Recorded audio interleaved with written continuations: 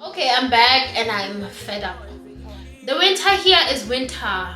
Asa ga re no go mo Motswana mo ineng gore la go le mare ga go kgona go apere mini skirt. I feel like crying. Yeah. My inbox is always open, but let's get a lamp. You said with the snacks, please. Say hi to Sedilaka. I was traveling with Sedilaka. Beauty in the eyes she has, booty in the body it takes. She's a diamond girl, not glass. Ratchet girl, but she got Hey guys, hey loves, welcome back to my YouTube channel. My name is I'm Motswana living in the United Kingdom. And also I'm a healthcare assistant currently working in the UK. So if you're a returning subscriber, hi love. Welcome back. Thank you for your continued support. It means so much to me. And if you're new to the channel, hi sweetheart. Welcome to the little family that we're building here.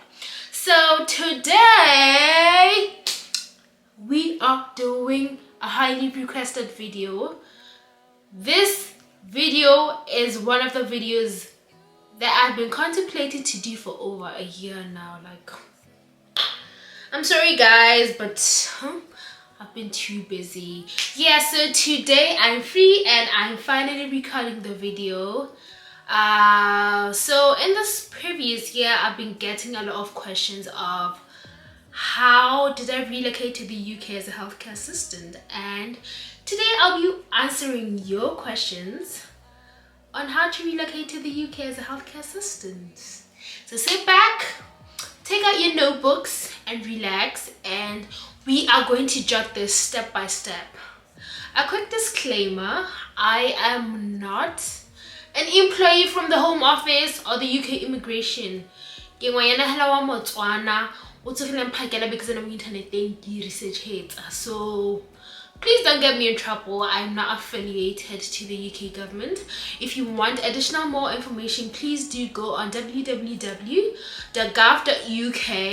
That's where you'll find a lot of information pertaining to relocating, especially if you're a healthcare worker. Yeah, so let's get into this video. So I have my notebook here and I've written down the steps to make it easier for me to like remember and recall so that I don't forget. But before that, let me take a quick Mentos. I love sugar. Them sweet.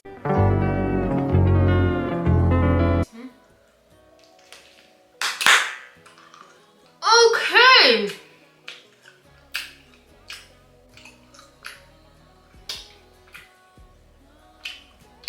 So much later that the old narrator got tired of waiting and they had to hire a new one. First and foremost, what is a healthcare assistant? I feel like it's something that I grew up, that I didn't know did actually exist up until I got into researching about this whole path. So growing up, you go to the hospital, you see nurses and doctors, you never knew that they were healthcare assistants. And when I got to learn about this, I was like, what? I've never seen them. Especially Motswana. Like, you go to a clinic, you won't find a healthcare assistant. You'll find a nurse and a doctor. Then probably once in a while you find a specialist. So a healthcare assistant is basically an individual who assists nurses, doctors, healthcare professionals with the patients, the elderly, the kids. It depends on where you're gonna work. In the UK, we have what we call nursing homes or care homes. That's where usually you'd find the elderly, usually in care homes and nursing homes. And then the care homes and nursing homes for kids. And then we also have hospitals and what? Like a little bit. But anyway, you're gonna research more about like the whole field. We also have what we call a domiciliary carer. You provide care for people who are in their homes, mostly the elderly. because the population this side, majority is elderly people.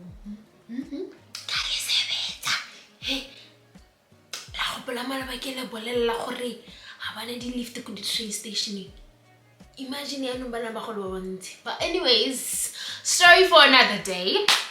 So, step 1. You are thinking about relocation.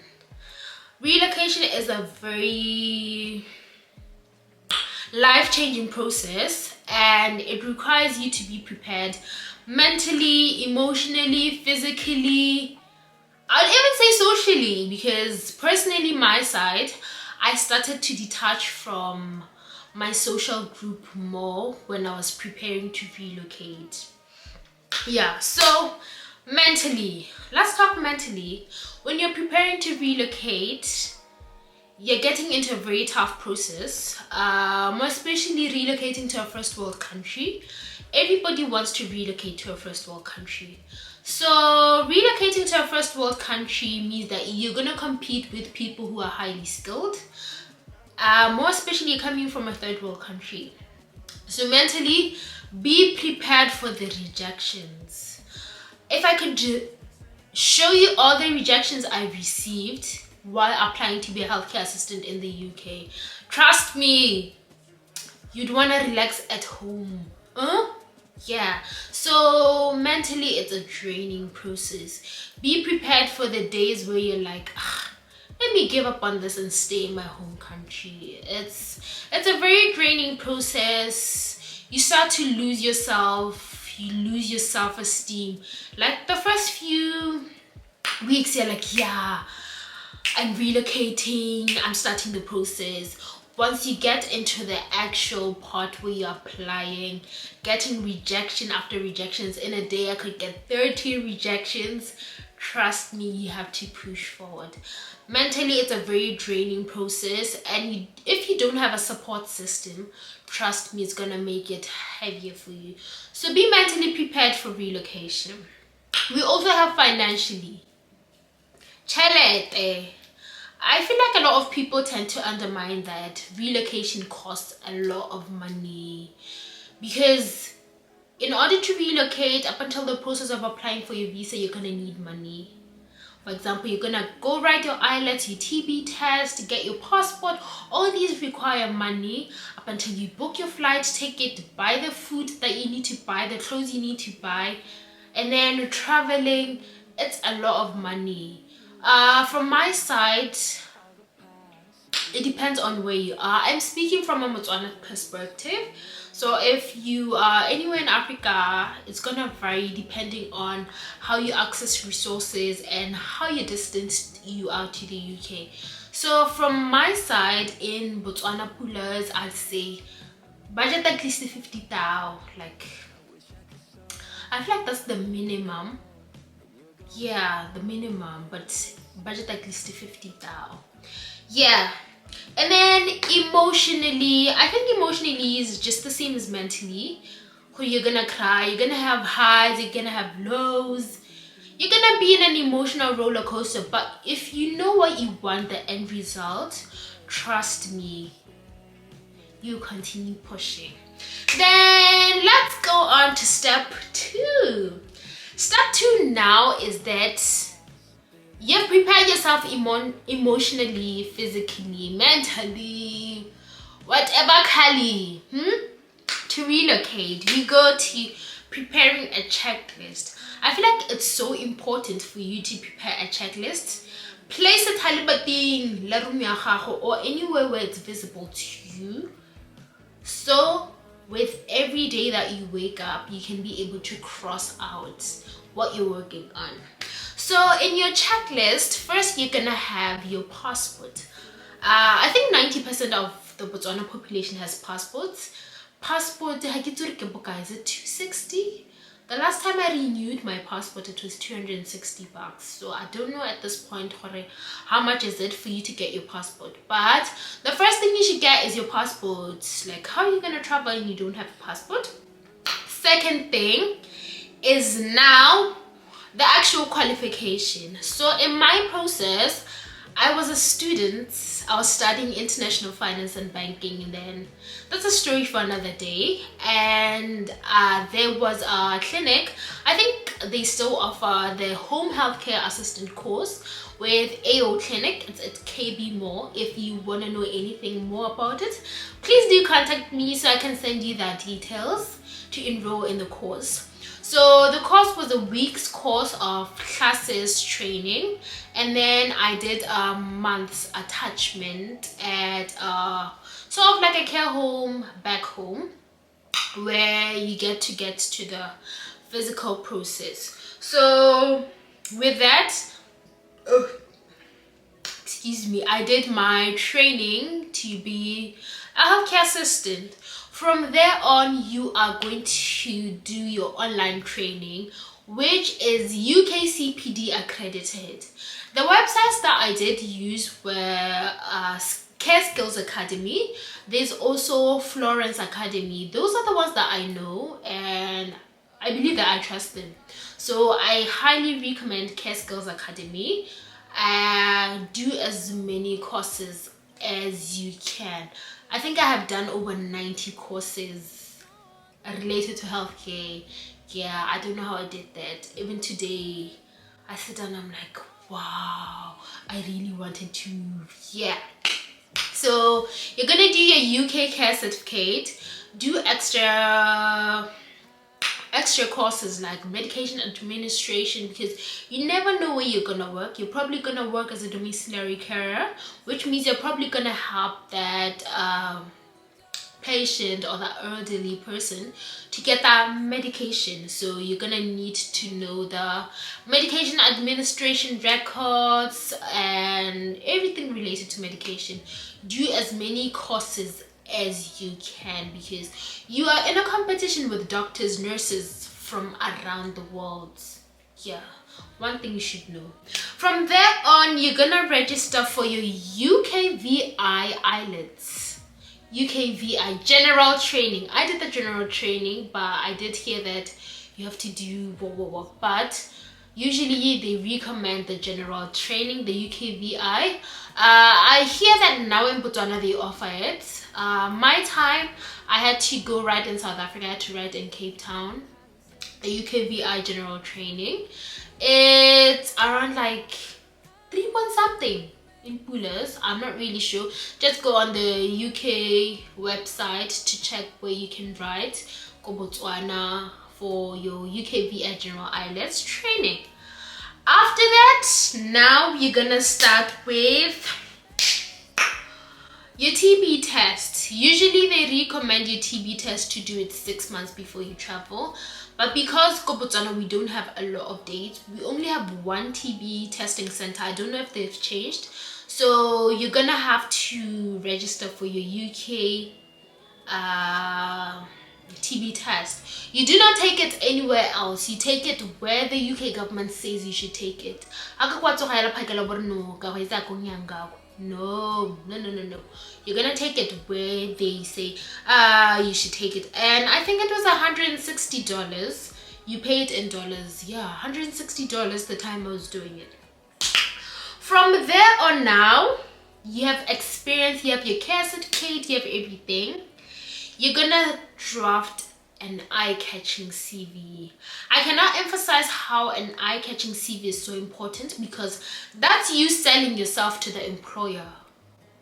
Sell yourself. Within 3 seconds of them reading your CV, they should be like, re batla go bua le ngwanyana wa Motswana, please.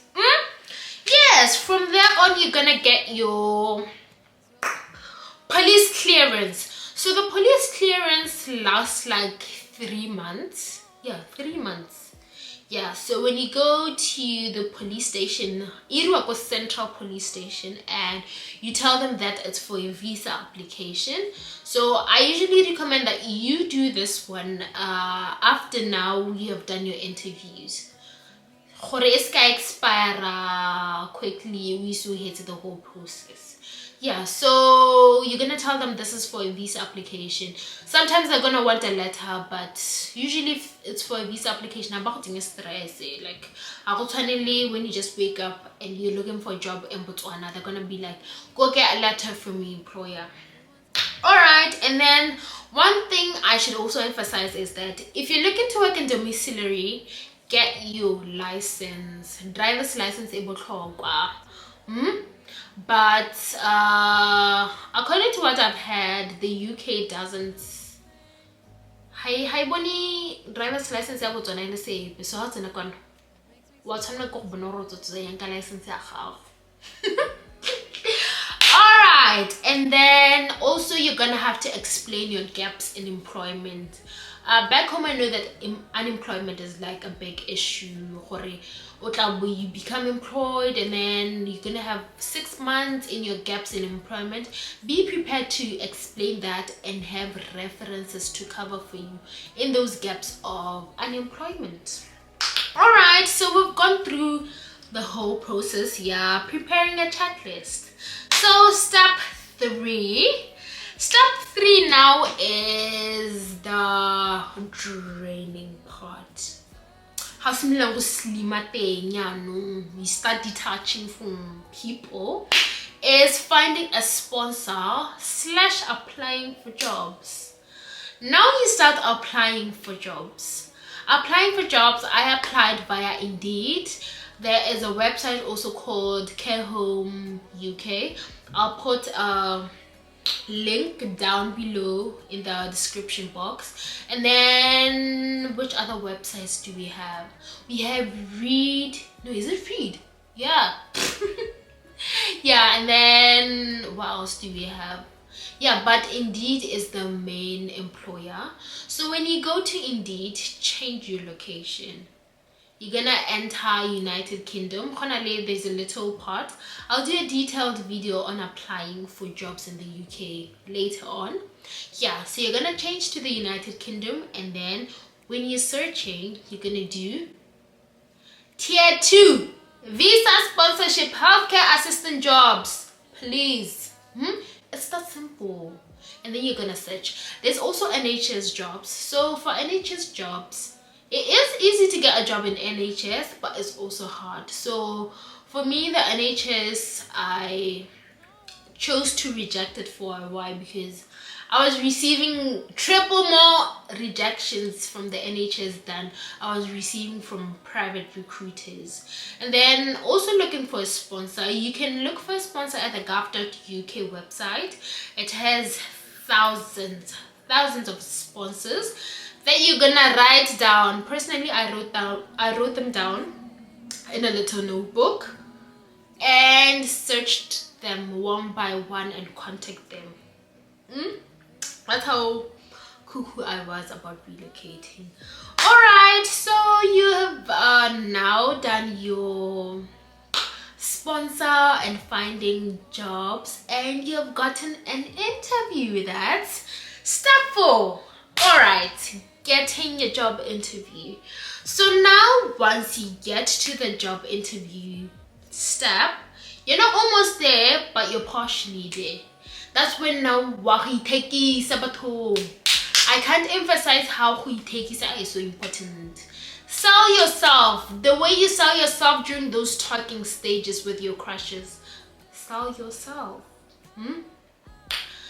Be vibrant. Show your energy. Show your smile. The British love seeing a smile. Laugh during the interview. Don't show that you're nervous.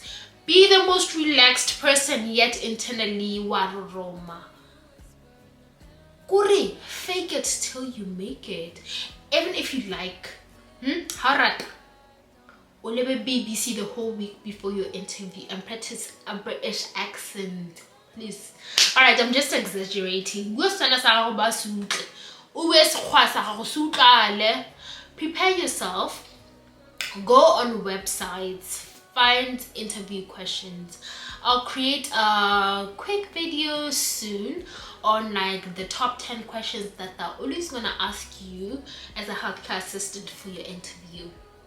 Yes, get prepared, be relaxed, be that jolly person you are when you're with your friends, but also know and understand your boundaries. Okay, and also pertaining to job interviews, I have experience, like if you're applying on Indeed, they're gonna offer you some little quizzes where they're gonna check your English and maths proficiency. Like they're gonna send you like a quick link, you're gonna enter, they're gonna ask you basic English questions, basic mathematical questions to check if you can be able to like adapt to working in the UK. It's not anything much. They're probably gonna ask you, you're gonna read like a small sentence and they're gonna ask you to paraphrase it, like the simple stuff. All right, and next on we have the nice part if you've moved to the next stage, which is I think it's stage 5 or 6. Next to the bed, step 5 or 6. Yeah, you're gonna get your offer letter and contract, and congratulations to you if you've reached this stage. This is the stage where now you can breathe. Okay, but home, we can stop crying. When you get your offer letter and contract, please sit down and read them. With UK employers, because they know that they're sponsoring your visa, they're gonna find ways to tie you down. Yeah, because it costs them money to bring you here. So with that, read your contract. For example, if you want to come to the UK as a healthcare assistant, probably a nurse back home, they're gonna probably mention a contract that you're gonna have to work 3 years for them or 4 years for them, then you can move on. Or if you want to opt out, you're gonna probably pay like £5,000. So be very careful of your contract, because it's a binding legal agreement and it can be used against you. One thing that I should note is that it's a binding legal agreement. Read it through. If there are any queries within your contract, contact them. I don't understand this part. I'm not quite satisfied with this part. Yeah, and then we have references. Prepare your references well ahead in time. I would advise you to have at least 4 references, because most of the time they're going to ask you for 3 references. 1 character reference, 1 academic reference, and then 1 workplace reference. So have those hand in time. And also contact your references. Once you receive your offer letter, contact your references and tell them that, hey, so be prepared for you guys to receive a letter on like an email pertaining to me, not me. Alright, so now you're gonna get your, I think it's step 6 now, I hope so. You're gonna get your certificate of sponsorship. That is what we call the golden ticket. When you have your certificate of sponsorship, please, like that's the golden ticket.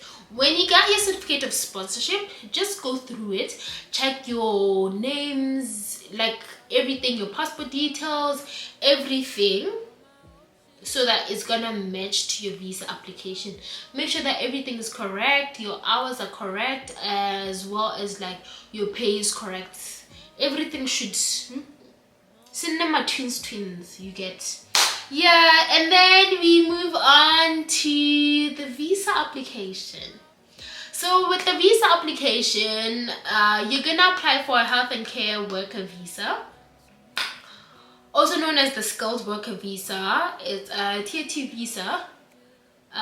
It allows you to work in the UK, enjoy your life in the UK basically. So the process usually takes like 4 to 12 weeks, but I know for Botswana it usually is lesser. So they want us to come here to enjoy. So my visa took like 2.5 weeks and it was out. Yeah, so you're gonna apply for your visa, you're gonna have your UK TB test, you're gonna have your UK VI IELTS, you're gonna have your offer letter, your COS, what else?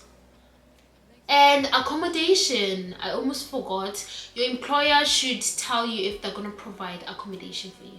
So your accommodation, where are you going to live? Also with your accommodation, it's gonna show you where you're gonna collect your BRP. Your BRP is called biometric residence permit. Basically, just when you're in the UK, yeah, you get the vibes, yeah. And then you're gonna apply for your visa. For my visa, it was a 3-year visa, so 10.5. I paid like 10.5. I think it's like, is it 400 and something pounds? Yeah, no, 700 and something pounds. But the also nice part about working in healthcare is that you're gonna get the IHS fee off. You're not gonna pay for the IHS fee, which is a pro. Yeah, then you get your visa. Yeah, no, you can start packing your bags and prepare to travel. You get your visa, book your passport. Looks like I gotta book your passport.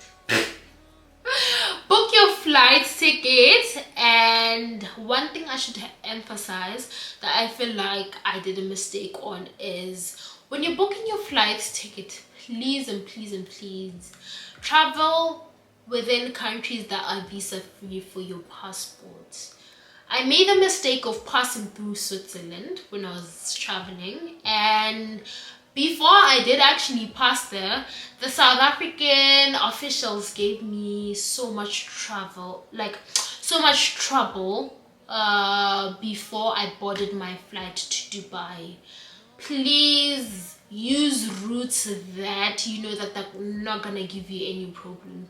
Use smooth routes if it is possible. Just catch one flight from South Africa, because from my experience, yes, it was nice, like connecting with different airports and seeing different airports, but it was an emotionally draining process at the same time. Okay, and you're gonna arrive in the UK. I think that's now step 7 or 8. I've totally forgotten. You're gonna arrive in the UK, and when you arrive in the UK, before you board your plane, have your documents in your backpack. You're gonna have your passport, your offer letter, your employee, like to show that you're employed, your accommodation letter from UK, and your passport. Did I say your passport? I forgot. Yeah, those stuff. When you get to the UK border, they're gonna ask for them. Because they'll start thinking that you are an illegal migrant. Because they'll try to check. Yay! Luckily for me, it was so easy because I was carrying a big teddy bear. My teddy bear here. I call her Sedilaka. Yeah, so she was at my back. So when I got to the immigration official, is like, where's the teddy's passport? And then we were joking around. He didn't ask me for a lot of stuff, and he was like, welcome to the UK. Stamped my passport, and I was like, yeah. So you're gonna arrive in the UK, and you're gonna do a few stuff before you get to work. First thing first, you're gonna collect your BRP. You're gonna collect it at the post office that you had assigned for it to be delivered. Usually it depends. Honestly, it depends. Like mine took like 5 days to arrive. Yeah, I think 5 days. I forgot. Yeah, and then after you collect your BRP, you're gonna register for a GP. So the way the UK works here when it comes to healthcare, it's whack. It doesn't work the same way as back home. You're gonna register for a GP. GP should be in the same proximity that you live in. After registering for your GP, you're gonna open a UK bank account. With that, you're gonna need a letter from your employer. What else? Proof of address. What else? I forgot, it's been a while since I did this stuff. And then now the most satisfying step. Go get your pounds, girl. Go get your pounds. Start working. Get to explore the country. Even though the first 6 months, just to be honest, the first 6 months are gonna be, it's gonna be a roller coaster. I feel that mine was a bit difficult because like I relocated in the winter. I relocated to September and I arrived Momarikeng, so it was a draining process. It was so hot. I'd recommend you to arrive in the summer, trust me. But anyway, those are the steps that will assist you to relocate to the UK as a healthcare assistant.